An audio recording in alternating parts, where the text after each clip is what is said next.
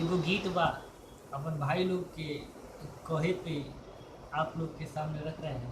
अगर पसंद आए तो भैया ठीक बा, अन्यथा जय माता दी। स्टार्ट। हरे गाल गुलाबी पाव शराबी, चलेली ओढ़निया बांधी के। क्या बात।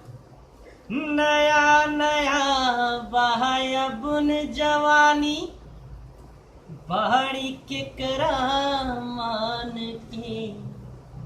ऋषभ भैया हाँ ऐठ के बोली बोलत बाड़ी,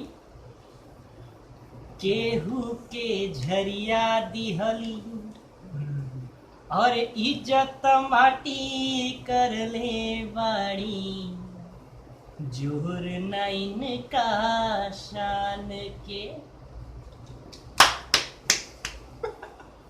घूमे खातिर गाड़ी हीरो होंडा खोजेली। आजकल के लड़कियां लोग जो करता नहीं जा उहे पे गीत बा। हमार बड़ भाई मनोज तिवारी जी गए ना, उनके तो चरणन के धूलो नहीं खे, लेकिन आपन तरफ से जितना कोशिश करता नहीं जा उके देखिए हम लोग। घूमे खातिर गाड़ी हीरो होंडा खोजेली, अरे घूमे खातिर गाड़ी हीरो होंडा खोजेली। और जब से चढ़ल बा जवानी मुछा मुंडा खोजेली, और जब से चढ़ल बा जवानी मुछा मुंडा खोजेली। घूमे खातिर गाड़ी हीरो होंडा खोजेली, अरे 20 से ले 25 के लौंडा खोजेली।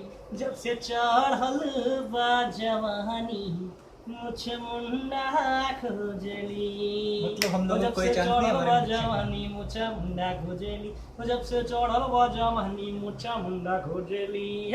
हाँ, और अगवा का कहल जाला, लड़का लोगन के अपन जाल में, अपन प्रेम जाल में फंसा के अच्छा हाँ होटल में जावे ली सब। कैसे काका खाती हैं लोग, ओके। चाय संग चटनी पर काटेली समोसा, नसता में रोजे रोजे छोला और डोसा। नसता में रोजे रोजे चूल्हा और डोसा। चाहे संग चटनी पर काटेली समोसा, नसता में रोजे रोजे छोला और डोसा। कहूँ लहरावे खातिर झंडा खोजेली, अरे कहूँ लहरावे खातिर झंडा खोजेली। और जब से चढ़ल बा जवानी मुझे मुंडा खोजेली, तो जामुन ताड़ा में लहरावे खातिर झंडा खोजेली। जय माता दी भैया। Very good.